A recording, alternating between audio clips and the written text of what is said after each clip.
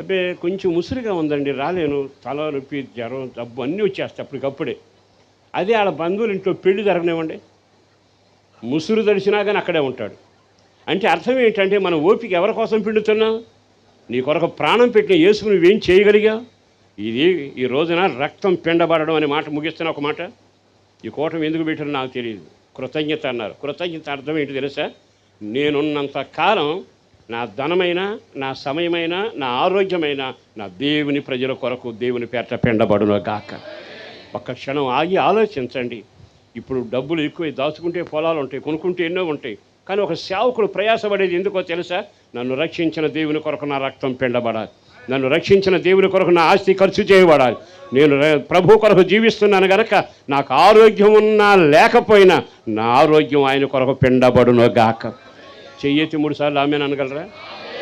Amen, amen, amen.